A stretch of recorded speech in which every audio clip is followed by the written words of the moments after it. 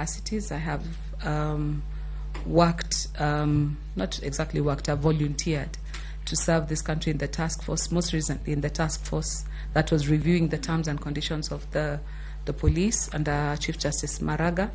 And so I have well-rounded experience as an advocate on the bench, as part of civil society, and as a volunteer in the society. So briefly, in a nutshell, that would be me. And how has this prepared you for the role that you are asking for today? Sante. So as a magistrate, I had occasion to hear election disputes. After elections were done, of course, eventually the disputes would end up in court. And I had opportunity to hear election disputes in the 2002, after the 2002 election, and after the 2007 election. So I sat as a court. I have also been active politically, so I have participated in several electoral disputes as an advocate. So on the opposite side of the bench, representing people who had issues in the electoral process. I have been an active participant in the electoral process, having been an election observer in every single election since 2002, except the 2007 one, because that time I was already on the bench. So every other election in 2002, 2013, 2017, 2022, I've been an IBC accredited observer. So actively participating from voter education to going to observe the election results when they're being tallied and presented. As part of the church as well, I have been involved in the 2 referenda. As you know, the church had very particular concerns about the proposed constitution in 2005 and as well as in 2010. I worked with the churches in voter education across the nation. So an active participant in the process, up to and including after the election, after the referendum was promulgated, forming an NGO to continue with giving people civic education on their rights, on what is contained in the Constitution, and actively campaigning for policy change and legislative change that the church felt was important at the time. So like most recently, we even participated in the March for Life, because things like, for example, Article 24 are still a concern with the church. So as a participant, as a contributor, as an educator, I have been active in the political process as well. I have volunteered for several candidates to serve in their campaigns, from James Ole Kiapi in Restore and Build Kenya, volunteered in the TNA party, in the Jubilee party, in the UDA party. So I'm one of those people who takes my civic responsibilities as enshrined in Article 38 very seriously. And I think the experience that I've gotten on the bench, off the bench, and as part of civil society makes me a very well-rounded individual who is able to grasp what is necessary to handle the responsibility of the chairperson of the IEBC. The role of chair of IEBC is about implementing the provisions of the Constitution, the right to vote, and all other rights enshrined around universal suffrage. You on the other side in the referendum, opposing the Constitution. As you said, you worked with, for the church. I'm wondering whether this is an impediment for you in this regard. Thank you, Mr. Chairman.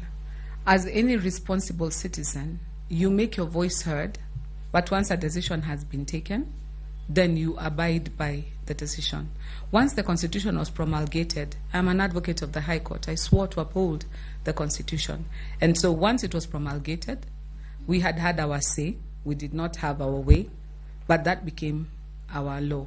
And so once it becomes our law, even as an officer of the court, I am bound to uphold the Constitution. And like I said, we're still actively participating in trying to change that which we felt was a concern and was not addressed. Because remember, even at the mantra, the issue was, pitisha tutarekebisha baadaye. So I'm still actively pursuing that with the churches, saying, you know what, the right to life, we want abortion banned and all those other things. And that is something, as an active citizen, you keep alive to. So the entire document is not a wash to me, it is alive to me, and I have the sworn duty to uphold it as an advocate of the High Court. I'll ask Linda to ask you some questions. Thank you, Chairman. Ms. Mdivo, I appreciate your wealth of experience as a legal practitioner, both on the bench and in the bar, and of course in the civil rights groups, and with a good background of Christianity, which is one of the fundamental things that Kenyans look at, even as we are looking forward to getting a chairperson of this commission. Now, besides your wealth of experience as a legal practitioner and the exposure that you've had in your career journey, what is that 1, 2, or 3 experiences, and in addition to experiences, skills and disciplines that you have attained throughout the years that will help you as a chairperson of this commission to execute your mandate as a chair? Thank you so much for that question. I currently serve as the board chair of the Kenya Power Company. And one of the things that I learned about myself is that you can teach an old dog new tricks, because that took me out of my legal space into the energy space. And within the last 2 years, I think I've learned a lot more engineering than I was taught in my years in school in physics. And so the ability to learn, to adapt, is something that the different scenarios that I have found myself in have made me alive and agile too. One of the things that I think makes me suitable for this job is the humility to accept what you do not know and to learn from those who know better than you. And one thing that I understand is that the IBC has a very competent secretariat that has been carrying on their duties. So just like I did when I entered into Kenya Power, you lean into the wisdom in the room and you learn how to navigate in the new space that you're entering to. Something else that I think is a competence apart from my legal background is the fact that I am a person who has been very deeply participatory in teaching adults about things to do with their rights and other things. It has forced me to take a few courses on adult learning, if for lack of a better word. And now that's something that you do not learn in court, how to communicate with people at their level, not using too much legalese or using too many complex words, but breaking down aspects to a level where people can understand. I think I'm also a very amiable person with excellent interpersonal skills. I work well as a team member and as a team leader. The spaces I have had to be able to lead people, I think, find testament that I am a good leader in terms of pulling people together and rallying them towards a cause. But I'm equally a good team player. So when you have to lean into the wisdom in the room, you have to participate with other people. That is a skill that I have had to learn, because, you know, lawyers, you're taught to always win everything, win every argument, and, you know, make your point heard across. But I've had to learn how to collaborate and to grow. I have had occasion to serve on several boards, and that has also exposed me to other sectors. So I have served in the Betting Control and Licensing Board. That was a whole new kettle of fish as well, learning all these different things that make people tick that you thought maybe were vices or other things. And I just learned to appreciate a different point of view. So I think in addition to being an advocate, I've had occasion to serve and to work with other Kenyans, and I've been exposed to other things that have opened up competencies in me that have made me realize that there's no monopoly of learning. You keep learning, and with the right application, you keep mastering what you learn. Thank you. What is that one experience that you've had to endure during your career journey, and that which put a lot of pressure on you, that which had your leadership skills, management skills tested, and you came out successful? Please share with this panel. That would take me back to the bench. There was the radical surgery that happened in the judiciary. And at the time the radical surgery was happening, I was on maternity leave. So I was posted in Mombasa at the time, which was the hotbed of politics of magistrates at the time. And so out of the magistrates we had, everybody was sent home as a result, and only the chief magistrate, the deputy head of station survived, one other advocate, one other magistrate was on leave, and then myself. So in a station that used to have about 12 magistrates, were left only 4. And I found myself having to work 4 courts in a day.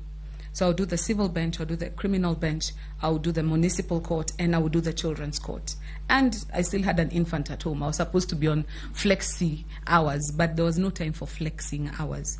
Now, this was not all housed in the same place. So the civil and the criminal court was in the same house. But municipal, I had to cross over to the county government, and the children's court had to cross over to Tononoka. Did not have a car. I was one of those people who lived within my means, so I was using tuk-tuks and public transport. That was a time when I felt the pressure of work. But by the time I was leaving Tononoka law courts, I think I hold the record as the only magistrate who cleared all her matters in court. I used to wait for people to file cases. I was that fast and efficient. You know, you get to a place where you learn how to be efficient. So interlocutory applications and things like that, there was no time for that. You come, we hear your matter, we finish. Judgments were delivered within minutes. I tell counsel, give me 20 minutes, I've written their judgments. And I got to a place where I had finished all my children's court matters. I used to wait for people to file matters, and then I'm told, you can come now, we have a few cases. So I think that's a time when I was stretched to the limit, and I had to sort of elevate my game. And I'm glad I was successful, because even by the time I was resigning from judiciary, every single file that I handled had final orders. There's nobody I left in abeyance. I finished everything on my desk.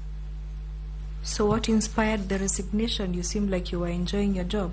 I was. Several things. First and foremost, I told you that time, gross salary was 60,000.